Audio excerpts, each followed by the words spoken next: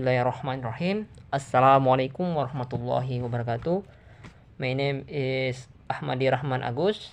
I am from 4D class English Education Department.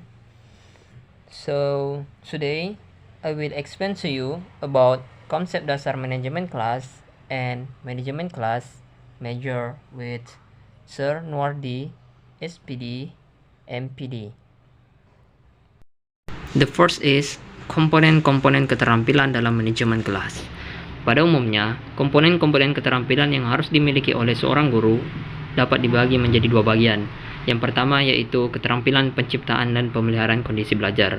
A. Sikap tanggap. Sikap tanggap ini dapat dilakukan dengan beberapa cara. Yang pertama yaitu memandang secara saksama. Di sini, memandang secara saksama dapat mengundang dan melibatkan anak didik kontak pandang dalam pendekatan guru untuk bercakap-cakap. Dan yang kedua yaitu gerak mendekati. Gerak mendekati hendaklah dilakukan secara wajar, bukan untuk menakut-nakuti, mengancam, atau memberikan kritikan hukum. Dan yang ketiga yaitu memberikan pertanyaan. Di sini, pertanyaan guru terhadap sesuatu yang dikemukakan oleh anak didik sangat diperlukan, baik berupa tanggapan maupun komentar. Dan yang keempat yaitu memberikan reaksi terhadap gangguan dan kekacauan. Teguran perlu diberikan oleh guru jika suasana kelas tidak tenang. Teguran guru juga memberikan tanda bahwa guru ada bersama anak didik. Yang B yaitu membagi perhatian. Dalam membagi perhatian ini terdapat dua aspek penting. Yang pertama yaitu visual. Di sini, guru dapat mengubah pandangannya dalam memperhatikan kegiatan pertama, sehingga ia dapat melirik ke kegiatan kedua, tanpa kehilangan perhatian pada kegiatan yang pertama. Dan yang kedua yaitu verbal. Di sini, guru juga dapat memberikan komentar, penjelasan, pertanyaan, dan sebagainya terhadap aktivitas anak didik. Dan yang poin ke-C yaitu pemusatan perhatian kelompok. Dalam pemusatan perhatian kelompok ini terbagi menjadi 6 bagian. Yang pertama yaitu memberikan tanda. Dalam proses belajar mengajar, guru memusatkan pada perhatian kelompok terhadap suatu tugas dengan memberikan beberapa tanda. Misalnya, menciptakan atau membuat situasi tenang sebelum memperkenalkan objek, pertanyaan, atau topik dengan memilih anak secara random untuk meresponnya.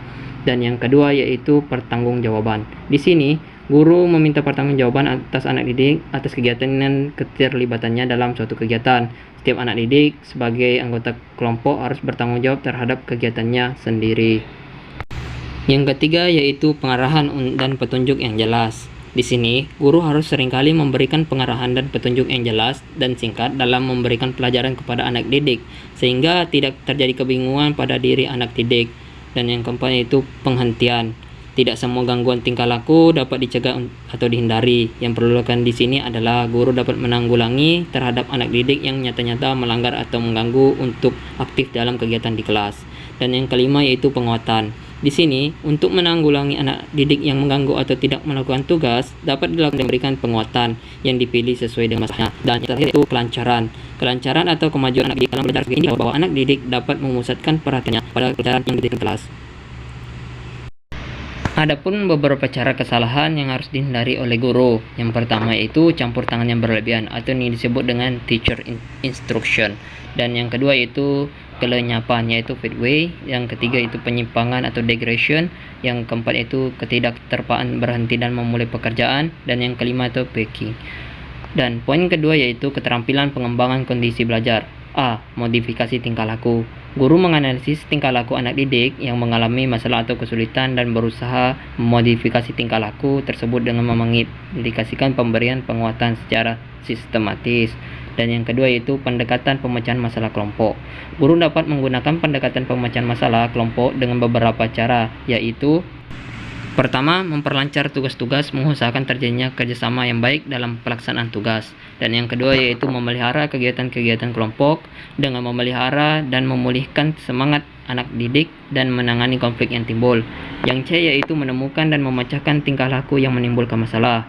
Di sini, guru dapat menggunakan seperangkat arah untuk mengendalikan tingkah laku yang keliru atau yang muncul, dan ia mengetahui sebab-sebab dasar yang mengakibatkan ketidakpatuhan tingkah laku tersebut, serta berusaha untuk menemukan pemecahnya. The second is faktor-faktor yang mempengaruhi manajemen kelas. Guru hendaknya dapat mengelola kondisi kelas secara baik untuk mengatasi hambatan-hambatan yang terjadi selama proses pembelajaran. Proses pembelajaran yang terjadi dalam beberapa kelas perlu dipertimbangkan, direncanakan, dan dikelola dengan baik dalam usaha meningkatkan keberhasilan proses belajar mengajar.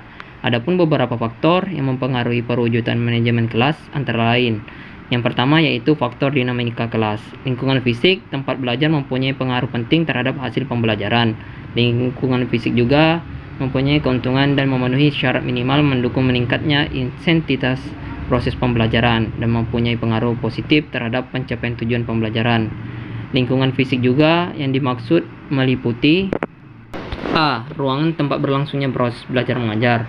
Ruangan tempat belajar harus memungkinkan semua siswa bergerak leluasa, tidak berdesak-desakan, dan saling mengganggu antar siswa yang satu dengan yang lainnya pada saat melakukan aktivitas belajar.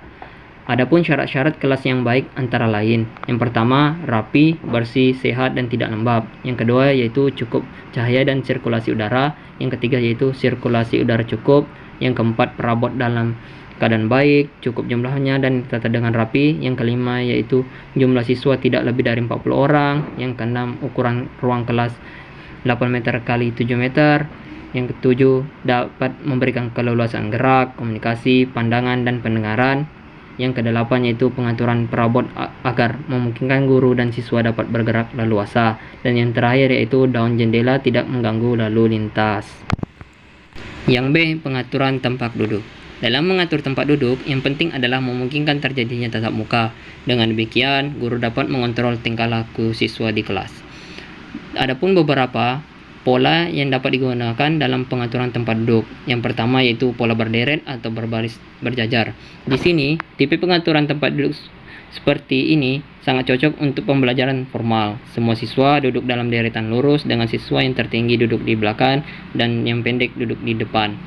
Dan pola yang kedua yaitu pola susunan berkelompok. Pola ini memungkinkan siswa dapat berkomunikasi dengan mudah satu sama lain sehingga dapat berpindah dari kelompok satu dan kelompok yang lain. 3. Pola formasi tapal kuda. Pola ini menempatkan posisi guru berada di tengah-tengah para siswanya. Pengaturan formasi ini memberikan kemudahan pada siswa untuk saling berkomunikasi dan berkonsultasi. Yang keempat yaitu pola lingkaran atau persegi. Di sini, dalam pola lingkaran atau persegi, biasanya tidak ada pemimpin kelompok. Bila ada yang harus direkam ataupun dicatat, bentuk pola inilah yang paling tepat. Seandainya ada suatu kegiatan atau alat yang harus ditunjukkan, kegiatan atau alat itu dapat diletakkan di tengah-tengah, sehingga mudah dilihat dan dikomentari oleh siswa. C. Ventilasi dan pengaturan cahaya. Suhu, ventilasi, dan penerangan adalah aset penting untuk terciptanya suasana belajar yang nyaman. Oleh karena itu, ventilasi harus cukup menjamin kesehatan siswa. D. Pengaturan penyimpanan barang-barang. Di sini, barang-barang hendaknya disimpan pada tempat khusus yang mudah dicapai kalau segera diperlakukan atau dipergunakan bagi kepentingan pelajar. 2. Faktor kurikulum. Kurikulum kaitannya dengan manajemen kelas haruslah dirancang sebagai jumlah pengalaman edukatif yang menjadi tanggung jawab sekolah dalam membantu anak-anak mencapai tujuan pendidikannya yang diselenggarakan secara berencana dan terarah secara terorganisir. Yang ketiga yaitu faktor gedung dan sarana kelas.